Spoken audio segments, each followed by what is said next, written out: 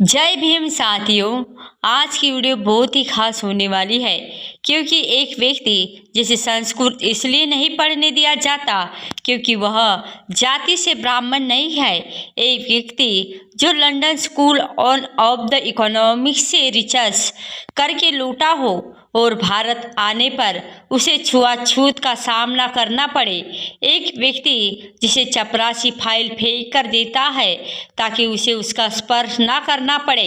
एक व्यक्ति जिसकी कुर्सी जहाँ रखी होती है उसे धोकर पवित्र किया जाता है। एक व्यक्ति जिसे पानी पीने के लिए उस घड़े का उपयोग नहीं करने दिया जाता जिससे ऑन फीस के बाकी तमाम लोग भी पीते हैं क्योंकि उसके स्पर्श मात्र से वह जल अपवित्र हो जाएगा। ऐसे व्यक्ति आगे चलकर जाति प्रथा निर्मूलन के लिए अपना सब कुछ न्यौछावर कर देता है और भारत का वह संविधान लिखता है जिसकी बदौलत आज हम अपने अपने अधिकारों के लिए लड़ पाते हैं। उस व्यक्ति का नाम है डॉक्टर भीमराव अंबेडकर। जी हाँ, बाबा साहेब भीमराव अंबेडकर का जन्म 14 अप्रैल 1819 को हुआ था और ये वह तारीख है जब बाबा साहेब आम्बेडकर का जन्म आज के मध्य प्रदेश के मेहू नामक स्थान पे हुआ था। डॉक्टर आम्बेडकर एक महार परिवार में पैदा हुए थे। पिता उस समय फौज में नौकरी करते थे, लेकिन पिता के फौज में होने के बावजूद ऐसा नहीं था कि डॉक्टर भीमराव अंबेडकर को बचपन में अस्पृश्यता अर्थात भेदभाव का सामना करना पड़ा। धीरे धीरे उन्हें इस बात का एहसास समाज ने दिलाते गए कि वह इस समाज के लिए एक अस्पृश्य व्यक्ति है, यानी एक ऐसे व्यक्ति है जिनके छूने से मात्र वो सामने वाला व्यक्ति अपवित्र हो जाता है। यानी जाति संबंधी विकृतियों का बचपन से भीमराव अंबेडकर को सामना करना पड़ा क्योंकि डॉक्टर भीमराव अंबेडकर के अंदर बहुत अधिक गुण ऐसे थे कि वह उन्हें 1912 में पीएचडी की डिग्री हासिल करवाते हैं और अपनी लगन मेहनत की वजह से डॉक्टर भीमराव अंबेडकर अमेरिका जाकर पढ़ाई करके डिग्री हासिल करते हैं। यहाँ तक कि न्यूयॉर्क के कोलंबिया यूनिवर्सिटी से लेकर उन्होंने लंदन में कानूनी की भी पढ़ाई पूर्ण की। इसके अलावा वह लंदन स्कूल और ऑफ द इकोनॉमिक्स से भी पढ़े और बाबा भीमराव अंबेडकर जब भारत आए तो अंग्रेजों का ध्यान उनकी अकादमी उपलब्धियों पर पड़ा और अंग्रेजों को उन्हें अस्पृश्यता का एक भावी प्रतिनिधि दिखाई दिया। आपको ये बात बता दूं कि परंपरा से लेकर डॉक्टर अंबेडकर जो समझते हैं वो बहुत ही वैज्ञानिक दृष्टि के आधार पर बनी थी। धर्मशास्त्र की प्रासंगिक और समय के अनुकूल व्याख्या पर उनकी आपत्ति नहीं थी और अपने आप से परिवर्तन नहीं हो रहा था। यानी कि आपको ये तो देखना ही होगा कि उसकी बुद्धि यानी समझ में है। डॉक्टर अंबेडकर मानते थे कि जाति प्रथा के केंद्र में पवित्रता और अपवित्रता की असाधारणताएं फैली हुई है जिनके बिना छुआछूत की प्रथा टिक ही नहीं सकती। अपनी पुस्तक एनिहिलेशन ऑफ द कास्ट में डॉक्टर अंबेडकर ने सुझाव दिया कि अंतरजातीय विवाह को प्रोत्साहन देकर और अछूतों को पुरोहित बनाकर हिंदू धर्म को उसकी बुराई से छुटकारा दिलाया जा सकता है। इसी को ध्यान में रखते हुए उन्होंने महान सत्याग्रह किया और मंदिर में प्रवेश की मुहिम का आयोजन किया। अछूतों के लिए अलग राजनीतिक द्वारा विकसित करने के लिए अंबेडकर ने बहुत से प्रयोग किए।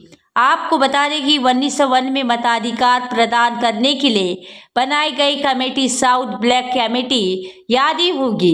भारतीयों को अलग अलग पार्टियों में या प्रांतों की असेंबली में चुनाव के लिए मतदान के अधिकार मिल सके, इसलिए कमेटी थी कि इस कमेटी में जिन लोगों को सलाह मांगी थी उनमें डॉक्टर भीमराव अंबेडकर भी शामिल थे। प्रोडक्ट वो अंबेडकर ही थे जिन्होंने अस्पृश्यता के लिए पृथक निर्वाचक मंडल और सभी आरक्षित सीटों की व्यवस्था की मांग उठाई। वह अंबेडकर ही थे जिन्होंने अछूतों के लिए तत्कालीन नेतृत्व, जो कि उस समय गैर दलित था, उसे खारिज करते हुए दावा किया कि वही दावा की था अछूत कोई बागडोर उन्हीं के बीच से निकले हुए किसी व्यक्ति के हाथ में होनी चाहिए, क्योंकि साल 1932 में दूसरी गोलमेज में डॉक्टर अंबेडकर को भाग लेने का नियंत्रण मिला। तब तक उनकी लोकप्रियता जिस रूप से बढ़ रही थी, ये उसी का परिणाम था। लंदन में इस सम्मेलन का उन्होंने अलग निर्वाचन मंडल के प्रश्न पर महात्मा गांधी से जमकर लोहा लिया। दरअसल गांधी जी मानते थे कि छुआछूत हिंदुओं का अंदरूनी मामला है और अलग निर्वाचन मंडल से हिंदू धर्म में विभाजन हो जाएगा, लेकिन अंग्रेजों ने अंबेडकर की मांग को मान लिया और महात्मा गांधी ने इसके बाद येरवडा जेल में आमरण अनशन शुरू कर दिया। डॉक्टर भीमराव अंबेडकर ने अपनी मांग वापस ले ली और साल 1936 में डॉक्टर भीमराव अंबेडकर ने इंडिपेंडेंट लेबर पार्टी में स्थापना की और किसानों, मजदूरों और अछूतों के व्यापक मोर्चे को आकर दिया। डॉक्टर भीमराव अंबेडकर की मांगे थी कि बेरोजगार और बदुआ प्रथा खत्म की जाए और जंगलों और परती जमीन खेती हर मजदूरों में बांटी जाए और उनका मेहनता बढ़ाया जाए।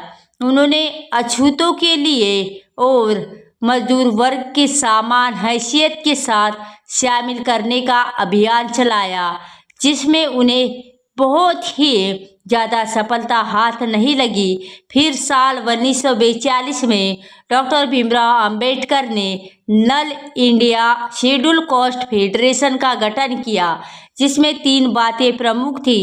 अगर आप देखते होंगे तो महत्वपूर्ण एक थी कि लोकतंत्र के प्रति अटूट लगाव होना और दूसरा है दलित शासन प्रणाली की वकालत करना और दलितों को हिंदू महासभा, राष्ट्रीय स्वयंसेवक संघ के जैसी ताकतों से दूर रहने की सलाह देना। इसी तरह डॉक्टर भीमराव अंबेडकर की पुस्तक है ह्यूअर सुद्रास, इसमें उन्होंने चौथे वर्ण की उत्पत्ति पर प्रकाश डाला और अपनी एक अन्य पुस्तक the untouchables a thesis on at the original of the untouchability से जरिए छुआछूत के उद्यम पर विचार किया। अंबेडकर ने मुस्लिम लीग और अलग पाकिस्तान की मांग की आलोचना की थी। इसके अलावा जब संविधान सभा का गठन हुआ तो एक सदस्य के रूप में संविधान का मसौदा तैयार करने वाली कमेटी का डॉक्टर अंबेडकर को चेयरमैन नियुक्त किया गया। इस कमेटी में जब उनकी भूमिका इतनी बड़ी थी कि डॉक्टर अंबेडकर को आज संविधान निर्माता की संज्ञा दी जाती है और संविधानों में अछूतों के लिए एक अनुकूल रूपरेखा तय की गई है थी और ख़ास तौर पर समाज में भेदभाव को दूर करने के लिए की गई थी। डॉक्टर भीमराव अंबेडकर भारतीय समाज के तमाम विकृतियों को मुकम्मल तौर पर ख़त्म करने के लिए कृत संकल्प थे। इसलिए जनवरी 1950 में उन्होंने विवाह और तलाक, उत्तराधिकारी और दत्तक संबंधी प्रावधान तय करने के लिए एक हिंदू कोड बिल में संशोधन का अभियान शुरू किया। डॉक्टर भीमराव अंबेडकर का कहना था कि यह कानून हिंदू समाज में लंबे सुधारों का साधन बनना चाहिए, लेकिन पंडित जवाहरलाल नेहरू इस बात से चिंतित थे कि कांग्रेस के रूढ़िवादी नेता इन रेडिकल सुधारों की वजह से कहीं दूर ना हो जाए। इसलिए पंडित जवाहरलाल नेहरू ने डॉक्टर भीमराव अंबेडकर के प्रस्ताव पर खामोशी बनाए रखी और इसके बाद डॉक्टर भीमराव अंबेडकर ने सरकार से इस्तीफा दे दिया। और आपको बता दूं कि डॉक्टर भीमराव अंबेडकर उस समय कानूनी मंत्री थे। इसके बाद डॉक्टर भीमराव अंबेडकर बौद्ध धर्म की तरह मुड़ गए। डॉक्टर अंबेडकर की अंतिम रचना है बुद्ध एंड हिज धम्मा। ये किताब बाबा भीमराव अंबेडकर के जाने के बाद प्रकाशित हुई थी। इससे पहले इस साल 1956 में दशहरे के दिन नागपुर में एक विशाल जन समूह के सामने डॉक्टर अंबेडकर ने बौद्ध धर्म अपना लिया था। डॉक्टर अंबेडकर के साथ हजारों समर्थक मौजूद थे। 6 दिसंबर 1956 को डॉक्टर भीमराव अंबेडकर का महापरिनिर्वाण हो गया।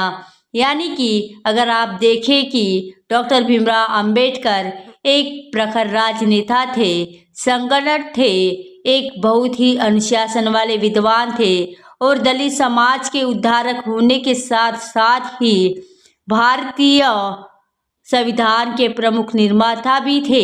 ये उनकी ऐतिहासिक भूमिका का नतीजा है कि आज हम उन पर बताना है कि आप अपना जवाब कमेंट में दें। और वीडियो अच्छा लगा तो वीडियो को लाइक करके अपने दोस्तों के साथ शेयर करें और नीचे कमेंट बॉक्स में जय भीम जरूर लिखें।